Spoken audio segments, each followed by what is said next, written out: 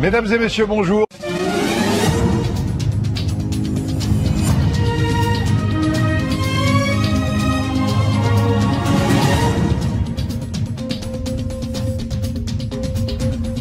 Mesdames, mesdemoiselles, messieurs, l'heure est grave.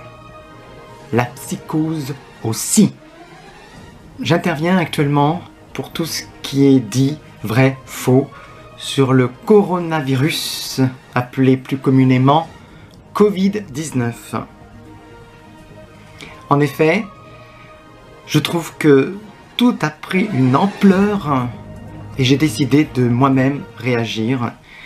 Et si vous entendez un peu la musique des Cheveux de la Moule, c'est normal, parce que nous sommes vraiment dans une série sitcom, pire, qui retrouve un peu les Feux de l'amour, épisode par épisode, panique à bord, tout est dit, rien n'est dit, bref, en clair et sans décodeur, voici ma version de qu'est-ce que le coronavirus.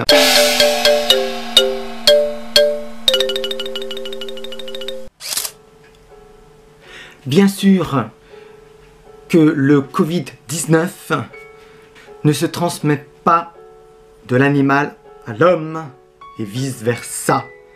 Arrêtez donc l'abandon de votre animal. Là, je suis vraiment fâchée. En Chine, leur abandon de leur animal, c'est de les jeter par les fenêtres. Mais où sont-ils que je leur crève les yeux? Les éleveurs enterrer leur élevage vivant. Les images qui vont suivre peuvent heurter la sensibilité de certains.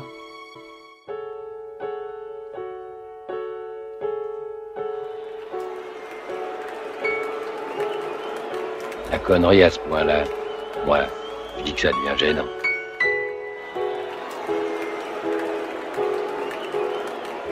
Le côté obscur, je perçois en toi.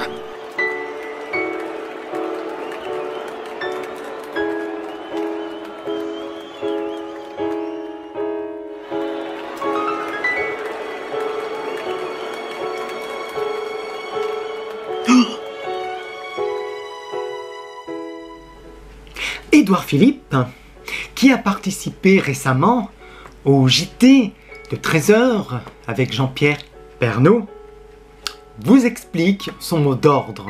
Donc 100 personnes, ça veut dire évidemment des conséquences importantes pour les théâtres, pour les cinémas, ça veut dire des conséquences importantes. Les mariages aussi. Oui, alors il faut garder à l'esprit que notre objectif c'est de protéger la santé des Français, quoi qu'il arrive.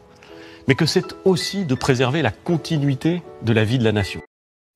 Vous venez donc de voir ce court extrait. Vous venez donc de voir Édouard Philippe qui répond à Jean-Pierre Pernaut. Vous avez quand même pu le constater, il est un peu embarrassé à certaines de ses questions.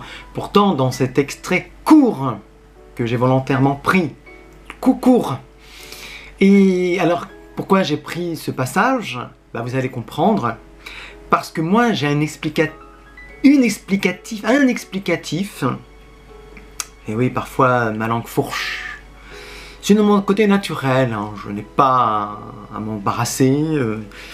Je dis que simplement que c'est un moyen qu'ils ont trouvé, en dehors dans le monde entier, puisque tout le monde panique à bord.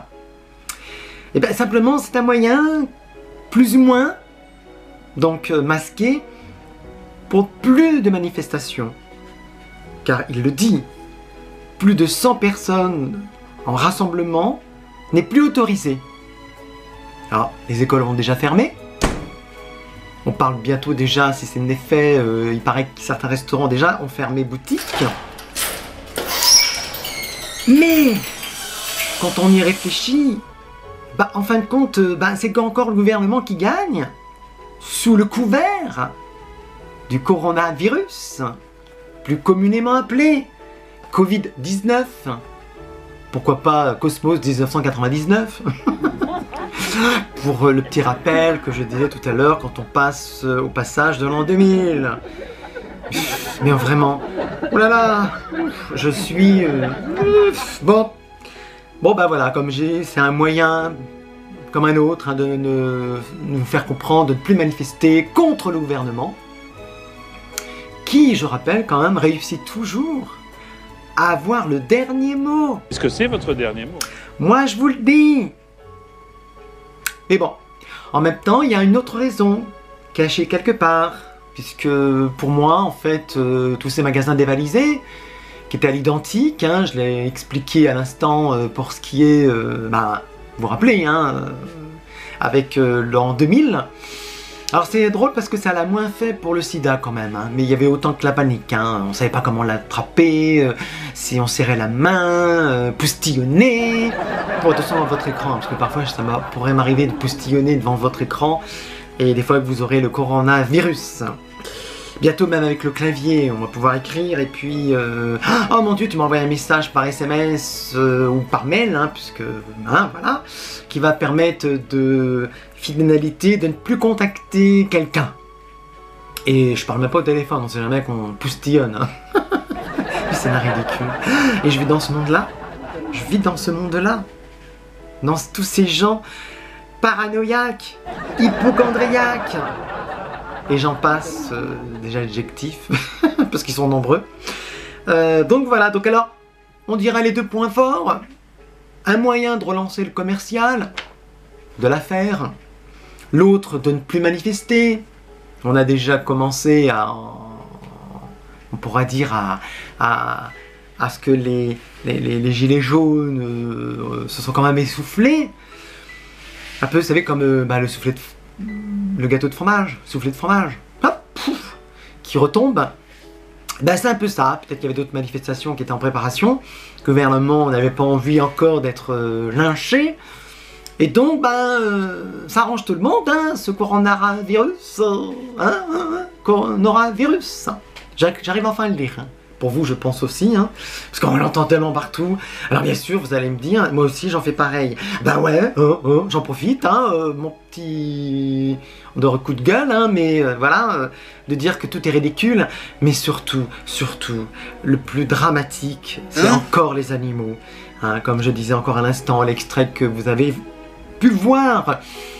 Tous ces cochons, ces poussins, ces oies, canards, enfin, j'ai pas voulu mettre toutes ces images d'horreur. Et bien sûr, les abandons, partout, dans le monde. Mais également, ces Chinois, la Chine, qui jettent les animaux par les fenêtres. Bah, heureusement qu'on ne jette pas un humain qui a le sida hein, par la fenêtre. Ah, je vous dis pas, ça ferait mauvais genre. Non mais non. Non mais, j'ai 55 ans, oh là là, je me dis, mais je suis vraiment... J'ai atterri je sais pas où. Enfin voilà. En tous les cas, c'était l'actualité du moment, qui est les cheveux de la moule de cette série, transformée en flashing, en flash, JT 13h. Et puis, je vais un peu me permettre un jeu de mots, je peux pas y résister, puisque le mot de la fin, c'est ton dernier mot, Jean-Pierre? C'est ton dernier mot, Jean-Pierre? Est-ce que c'est votre dernier mot? Les premiers cas de l'apparition du coronavirus, eh bien c'était déjà en Chine. Parce que les premiers cas avérés, où on ne nommera pas tout de suite le Covid-19, mais on soulignera tout simplement que, en fait, c'était un début de cette apparition de cette maladie, car elle a été enregistrée en 1985, donc les premiers cas en Chine.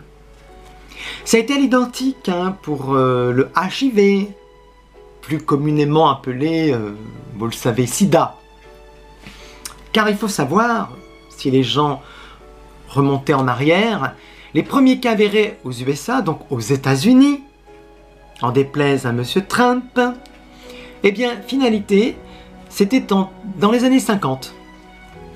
Il y a aussi les premiers cas en France de sida. Pareillement, on ne nommera pas encore le nom de cette maladie. Eh bien, c'était dans les années 60. Renseignez-vous, messieurs, dames. Rien n'est nouveau, rien n'est d'hier, rien n'est d'aujourd'hui, rien ne sera de pour demain. Voilà, on vous fait paniquer. Mais les classiques, bah, ils sont là. C'est qu'en fait, on monte l'adrénaline pour que la psychose s'installe. Rappelez-vous, tous les gouvernements l'ont fait. Divisons pour mieux régner. On se parle plus, on se côtoie plus, la bise ne fut plus venue. Non mais là c'est ridicule. Mais c'est de plus en plus ridicule. J'ai honte, j'ai honte. Bon, j'espère que les extraterrestres m'entendent hein, à mon appel. Il y a cette petite vidéo qui viennent me chercher comme dans la soupe aux choux avec le Glood. Adoré. Non parce que là on est dans le parfait ridicule. Hein. Mais alors dans le ridicule de chez ridicule.